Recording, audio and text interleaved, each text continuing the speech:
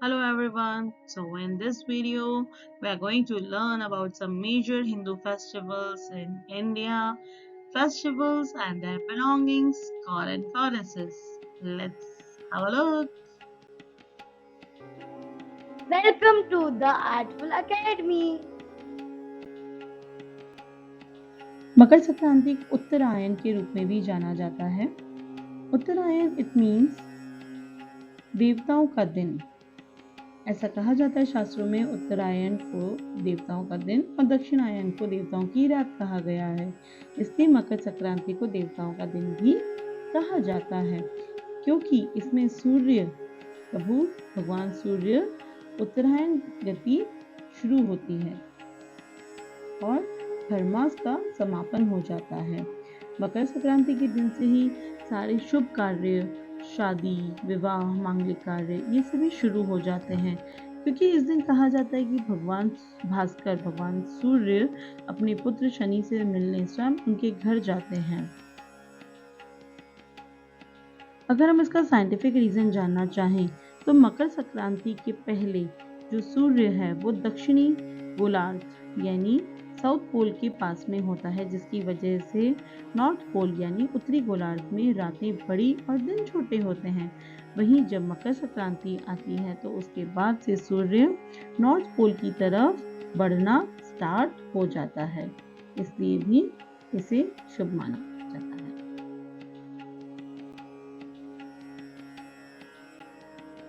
पूरे देश में बड़े धूमधाम से और हर्षोल्लास के साथ मनाते हैं। इस दिन सभी लोग पतंग उड़ाते हैं और ढेर सारी मिठाइयाँ, स्पेशली तिल के लड्डू, तिल की बर्फी, ये गुजिया, ये सब ज़रूर से बनाई जाती है।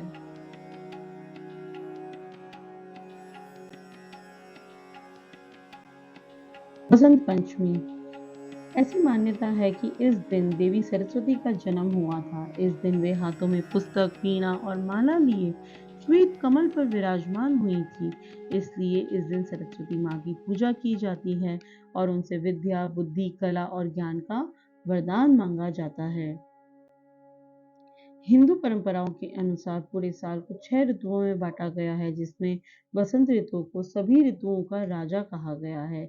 इस दिन पीले रंग के कपड़े पहनते हैं और पीले फूलों से पूजा करने की परंपरा है। इस दिन बच्चे बड़े सभी पतंग उड़ाते हैं, पीले पकवान बनते हैं और धूमधाम से इस दिन माँ की पूजा अर्चना की जाती है।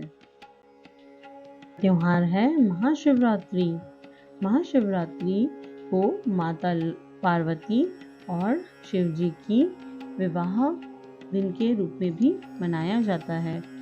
ऐसा कहा जाता है कि फागुन माह के चतुर्दशी के दिन माता पार्वती का शिव जी के साथ विवाह संपन्न हुआ था। इसलिए इसी दिन हम बड़ी धूमधाम से माता पार्वती और शिव जी की पूजा अर्चना करते हैं। जैसा कि नीचे इस पिक्चर में दिखाया गया है, सभी औरतें, सभी आदमी, सभी बच्चे, बूढ़े शिव जी की बड़ी धूमधाम से पूजा करते हैं और कहा जाता है कि जो भी इस दिन भगवान शिव से मांगा जाए वो उनकी ज़रूर से कामना पूरी करते हैं।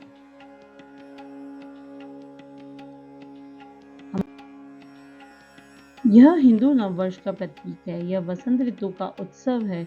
इसे मराठी और कोंकणी हिंदू लोग नए साल के रूप में मनाते हैं। गुड़ी पड़वा को संवत्सर पर्वों के नाम से भी जाना जाता है। यह महाराष्ट्र में नए साल और फसल के मौसम की शुरुआत का प्रतीक इसे माना जाता है।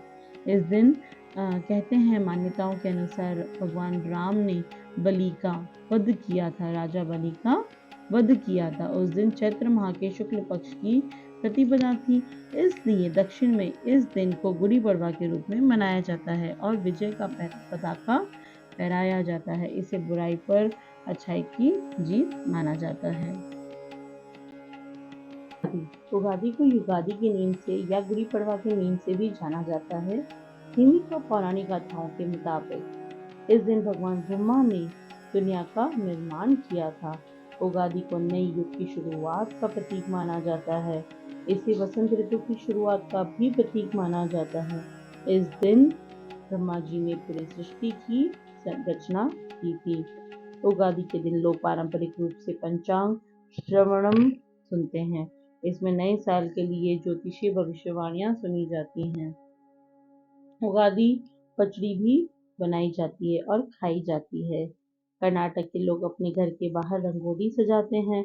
वहां आम और नीम के पत्तों को बांदरवार बनाकर दरवाजे पर सजाया जाता है। उगादि को अलग अलग नामों से भी जाना जाता है, जैसे महाराष्ट्र और गोवा में इसे गुड़ी पड़वा, जो अभी हमने इससे पहले पढ़ा, उसके नाम से जाना जाता है। पश्चिम बंगाल में इसे पोइला या बोईशाख के नाम से भी जाना जाता है।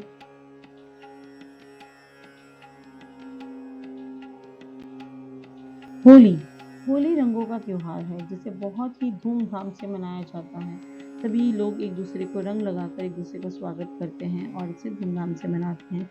इस दिन श्रवण कुमार की, जो अपने माता पिता का बहुत ही एक आज्ञाकारी बेटा था, उनको खीर जमाने का रिवाज है। तो इस तरीके से होली की शुरुआत की जाती है।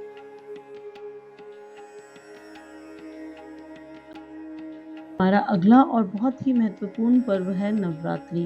नवरात्रि को 9 दुर्गा के रूप में मनाया जाता है, जिसमें 9 दिन तक अलग अलग देवियों की पूजा की जाती है, जिसमें माँ शैलपुत्री, माँ ब्रह्मचारिणी, माँ चंद्रघटा, माँ कूष्मांडा, स्कंद माता, कात्यायनी, कालरात्रि, महागौरी, सिद्धिदात्री, इन सभी 9 दुर्गाओं की पूजा की जाती है। और कहा जाता है कि जो भी इन 9 दिन तक उपवास करता है, माता की पूजा करता है, अर्चना करता है, उनकी हर इच्छा की प्राप्ति उन्हें जरूर होती है। नवरात्रि में गरबा रास और डांडिया रास बहुत ही ज़्यादा फेमस है, जिसे हम माता की पूजा के लिए, अर्चना के लिए मान्यता प्रदान करते हैं। जैसे माता की मूर्ति को सामने रखकर उसकी चारों तरफ घेरा बनाकर या उनको सामने रखकर उनके सामने धूमधाम से नृत्य करते हैं, नृत्य प्रस्तुत करते हैं और माँ की अर्चना में, पूजा पाठ में डूब जाते हैं। तो इसी कड़ी में दशहरा को विजयादशमी के नाम से भी जाना जाता है।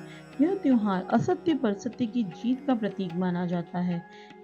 ऐसी मान्यता है कि इस दिन भगवान राम ने रावण का वध किया था और रावण का वध करने से पहले प्रभु राम ने 9 दिन तक माँ दुर्गा की पूजा की थी।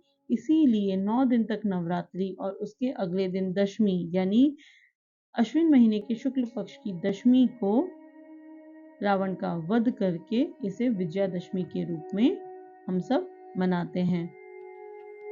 इसी दिन कहा जाता है कि पांडवों को उनके वनवास से आजादी मिली थी और उन्होंने कौरवों पर भी युद्ध में विजय पाई थी। अगला त्योहार है रामनवमी। रामनवमी को राजा रामचंद्र जी का जन्म दिवस के रूप में भी मनाया जाता है।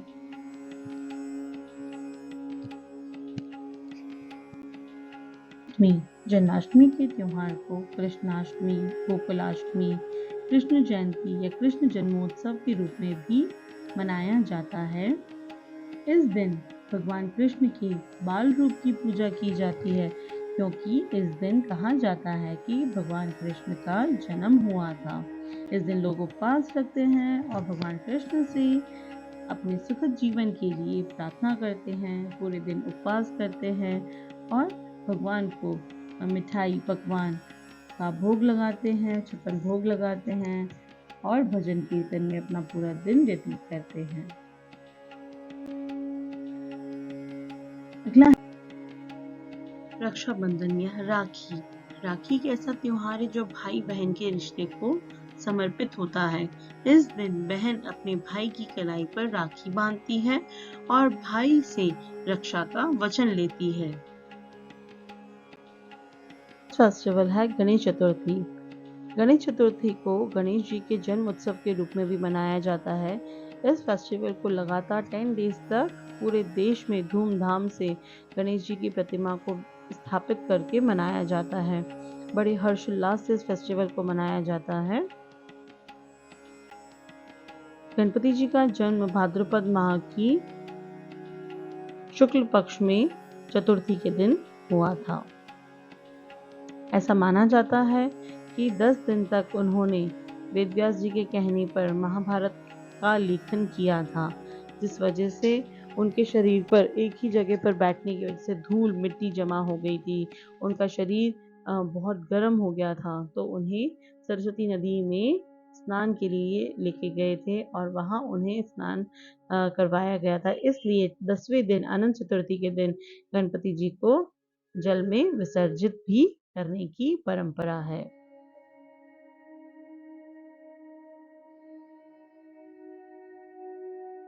नेक्स्ट है पूजा। इसे हिंदुओं का एक बहुत ही बड़ा त्योहार कहा जाता है।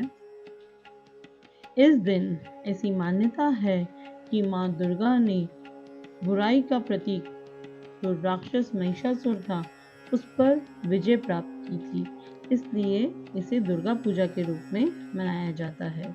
मतलब बुराई पर अच्छाई की विजय हुई थी। हमारा अगला है करवा चौथ, जो कि विवाहित महिलाओं का एक बहुत ही बड़ा त्योहार माना जाता है। इस दिन महिलाएं दिन भर भूखी रहकर उपवास रखती हैं और रात में चंद्रमा को देखकर अर्घ्य देकर पूजा कर और फिर भोजन करती हैं। इसे अपनी पति की लंबी उम्र के लिए किया जाता है। अगला है अक्षय तृतीया को एक बहुत ही खास दिन के रूप में हिंदू त्योहारों में माना जाता है। It's a very very auspicious day in Hindu festival. Akshaya Tritiya को परशुराम जयंती या परशुराम जी के जन्म के रूप में भी माना जाता है। परशुराम जी को भगवान विष्णु का छठा अवतार कहा जाता है, इसीलिए परशुराम जी को चिरंजीवी माना गया है। इट मीन्स वो अमर हैं। ऐसी मान्यता है कि इसी दिन माँ गंगा स्वर्ग से धरती पर आई थी। अक्षय तृतीया के दिन ही भगवान गणेश ने महाभारत का लेखन शुरू किया था। अक्षय तृतीया के दिन ही युधिष्ठिर ने कृष्ण से अक्षय पात्र को प्राप्त किया था। अक्षय पात्र वो होता है जिसमें कभी भी भोजन समाप्त नहीं होता है। इसी दिन माँ अन्नपूर्णा का भी जन्म माना जाता है। अक्षय तृतीया के दिन देवी लक्ष्मी, भगवान विष्णु और कुबेर देवता की भी पूजा की जाती है।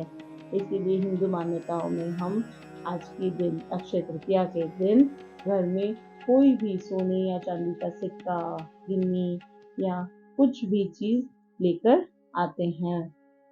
इस दिन गरीबों को भोजन कराया जाता है, दान पुण्य किया जाता है। हर जगह देश भर में भंडारे करवाए जाते हैं। अक्षय तृतीया को छत्तीसगढ़ में अक्ति तिहार भी कहा जाता है। इस दिन मिट्टी से बने गुड्डे गुड़ियाओं की शादी भी कराई जाती है। ये एक बहुत ही ऑस्पिशियस डे हिंदू पौराणिक मान्यताओं में माना गया है, जिसे हम आज तक फॉलो करते आए हैं।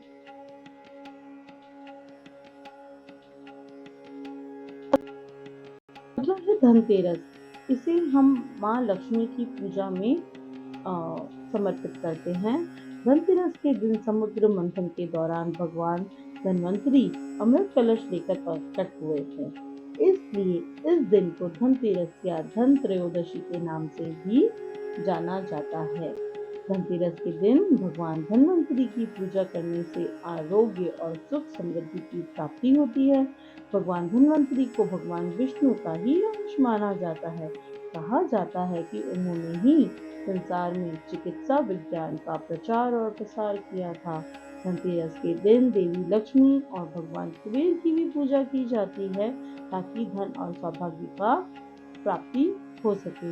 मान्यता है कि धनतेरस के दिन खरीदी गई चल अचल संपत्ति में 13 गुना तक की वृद्धि होती है। इस दिन सोना चांदी के बर्तन खरीदना कुबेर यंत्र के बराबर होता है। क्या आप जानते हैं कि भारत सरकार ने धनतेरस को राष्ट्रीय आयुर्वेद दिवस के रूप में भी मनाने का निर्णय लिया है।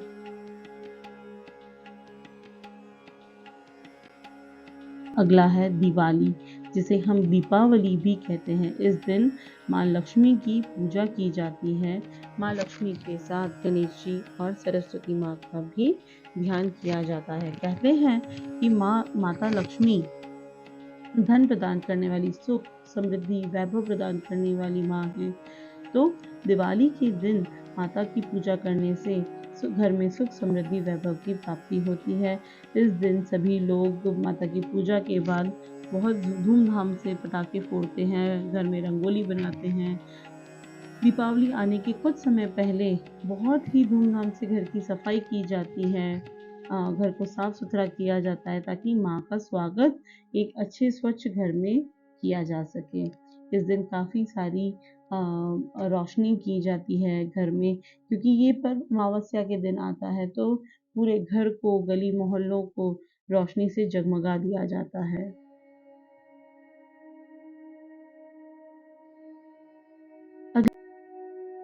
गोवर्धन पूजा को अन्नकूट के नाम से भी जाना जाता है। यह भगवान कृष्ण और इंद्र के बीच में हुए युद्ध की याद में मनाया जाता है।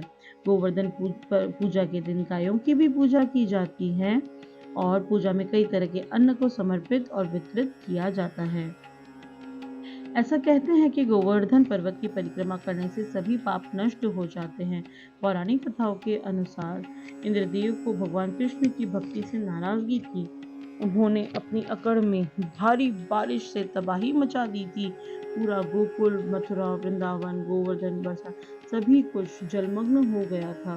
तब भगवान कृष्ण ने ब्रजवासियों की जान बचाने के लिए गोवर्धन पर्वत को अपनी छोटी सी उंगली पर उठा लिया था। 7 दिनों तक गोवर्धन पर्वत उठाए रखने के बाद भगवान कृष्ण ने जब इसे नीचे रखा तो प्रतिवर्ष गोवर्धन पूजा करने का आदेश दिया। इसी दिन से गोवर्धन पर्वत की पूजा करने की परंपरा शुरू हो गई। इसी कड़ी में अगला है ओणम। ओणम त्योहार कई वजहों से मनाया जाता है। जैसे इस दिन दानवीर राजा बलि के सम्मान में भी इसे मनाया जाता है। मान्यता है कि राजा बलि चैरंग एक दैत्य राजा थे, बहुत दयालु थे। भगवान विष्णु ने धरती को बचाने के लिए वामन अवतार लिया था। राजा बलि को पाताल लोक भेज दिया था। हालांकि राजा बलि ने देवताओं से वरदान मांगा था कि वह हर साल धरती पर आ सके। भगवान विष्णु ने उनकी इस इच्छा को मान लिया और इस दिन को ओणम के रूप में मनाया गया। ओणम को खेतों में अच्छी फसल की कामना के साथ भी मनाया जाता है। ऐसा कहा जाता है कि फसल पकने की खुशी में लोग इस दिन को धूमधाम से मनाते हैं।